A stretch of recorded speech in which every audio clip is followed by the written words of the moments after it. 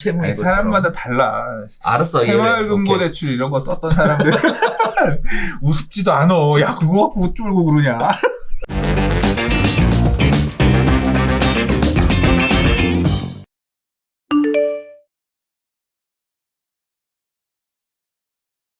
자, 마지막 5번째 이야기입니다. 자, 한국은행에서요, 금리 인상하겠다고 지금 계속 선전포고하고 있는 상황입니다. 부동산 시장에서는 금리 인상을 통해 부동산 시장을 못 잡을 것으로 예측하고 있는데요. 자, 금리 인상과 부동산 시장에 관련된 이야기 한번 시작해 보도록 하겠습니다.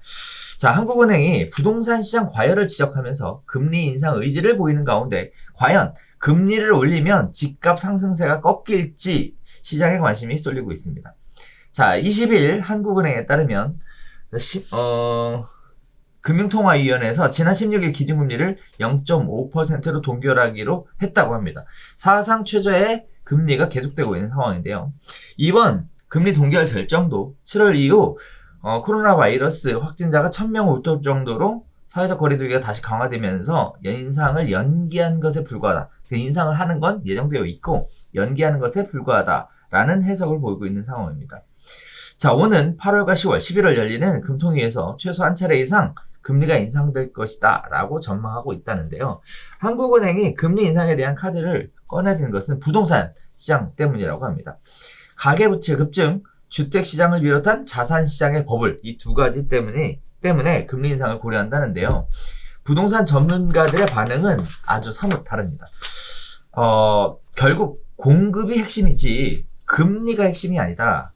금리가 올린다고 해서 집값 내리지 않는다 라는 내용으로 지금 입을 맞추고 있는 것처럼 동일한 의견들을 내놓고 있습니다.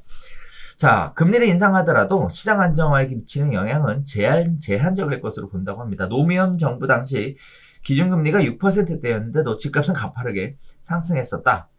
자, 집값 급등의 가장 큰 이유는 금리보다 공급 부족에 있는 데다가 금리를 올려 집값을 잡기 위해서는 짧은 시간 안에 금리 인상폭이 커야 하는데 현실적으로는 어렵다.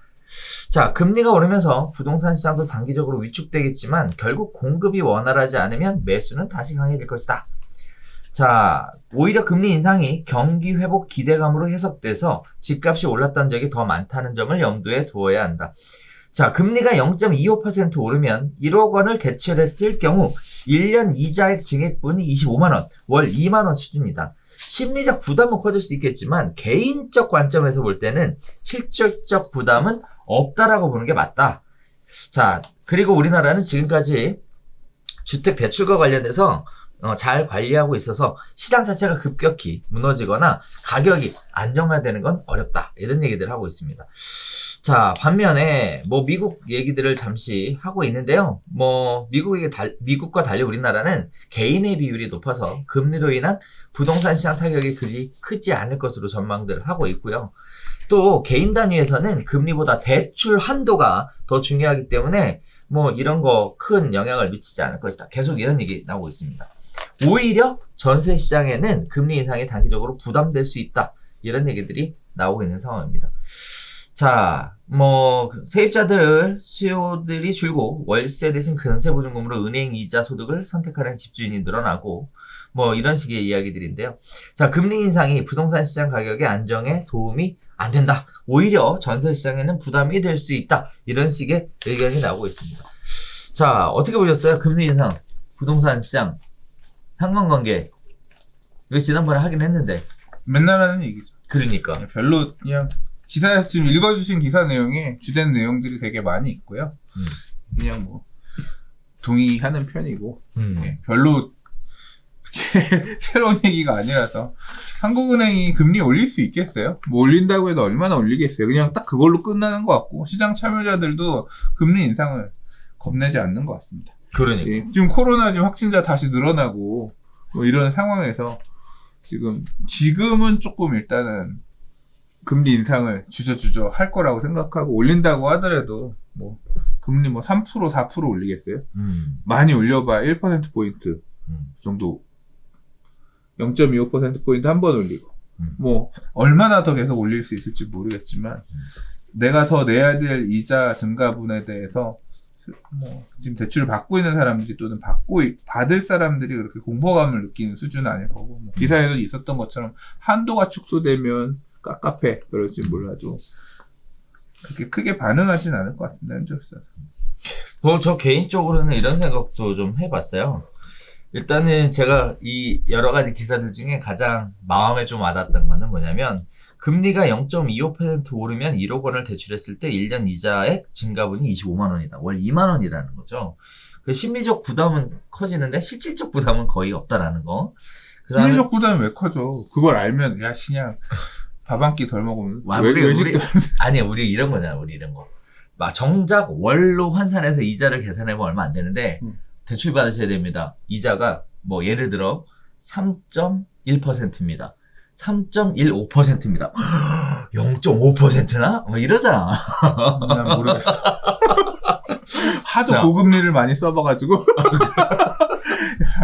네, 일반 집값 오르는 거 생각하면 그 이자쯤이야 뭐. 단련이 돼 있어서 그래요. 0.1% 금리 차가 사실 얼마 안 되거든요. 개인적으로는. 그런데 일반인이 느끼기에는 월로 환산해서 보지 않고요.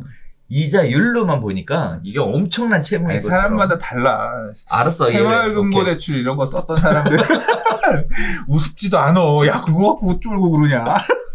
나 지금 얼마짜리도 내는데 이러면. 그럴 수도 있지. 단련이 돼 있어. 자, 또 하나는 제가 개인적으로 조금 이거 엇박자 나는 거 아닌가 우려 섞인 게 있는데요. 이렇게 되면은 주택 공급해야 된다잖아요. 결국은 문제 해결은 주택 공급이래잖아요. 근데 주택 공급을 하는 것도 중요하지만 싸게 해야 된다면서 시장을 잡으려면 금리 올리면 결국 PF 대출 금리는 훨씬 많이 올라갈 거 아니에요. 그러면 주택 공급 가격이 올라갈 금리 텐데. 그렇게 많이 못 올린다니까. 그냥 얘기 우리 짧게 끝내고 가자. 뭐 우리가 고민할 필요도 없는 얘기까지 막 고민해서 논리를 알았어. 하여튼 제 생각에는 그래요. 제 생각에는 이거 좀 뭐야 이거 엇박자 내는 거 아니야? 이런 생각이 들어서 워낙에들 엇박자들 내셔서 금리 줄 거 아니라고? 그냥 토지보상 헐값에 해가지고 네. 택지 만들어서 싸게 준대잖아. 아 그래요? 알겠습니다. 기대해 보겠습니다. 네. 네. 자, 오늘 저희가 준비한 소식은 여기까지 쭉 진행을 해봤는데요. 뭐 여러 가지 시장에 큰 이슈들은 없습니다. 오히려 정치권 관련된 얘기들이 아주 그냥 아주 시끄럽게 대두하고 있어서 힘드시겠어요, 요새. 네. 관리하시느라. 네. 말을 아끼겠습니다. 그러니까 말이에요. 자, 그런 얘기들이 있어요. 사람들 만나서 하지 말아야 될 얘기 중에 하나가 종교 얘기. 그죠? 네, 군대에서 축구하는 얘기. 그리고 정치 얘기라고 하는데, 요새 안 봐야 되는 자꾸 보이네요. 좀 멀리 해야 되나? 멀리 하세요. 그러니까요. 자, 저희가 준비한 소식은 여기까지입니다. 날씨가 엄청나게 지금 폭염 때문에 덥고요. 열대야 때문에 굉장히 시달리고 있는 상황입니다. 뭐 에어컨 너무 밑에 계시면은 냉방병 때문에 고생하시는 분들도 종종 보이게 되는데요. 이럴 때일수록 제철 과일 잘 드시고 그리고 시원하게 피서도 좀 가시고 하셔야 될 것 같아요. 다만 사회적 거리두기 때문에 외부로 활동은 하기가 어려울 것 같습니다. 그러다 보니까 활동과 관련된 부분은 가급적이면 실내에서 가족들과 함께 하는 쪽으로 방향을 잡으시면 더 건강한 여름을 날 수 있지 않을까라고 생각이 됩니다. 자, 저희가 준비한 소식은 여기서 인사드리도록 하겠고요. 다음 주에 새로운 소식으로 다시 찾아뵙도록 하겠습니다. 감사합니다.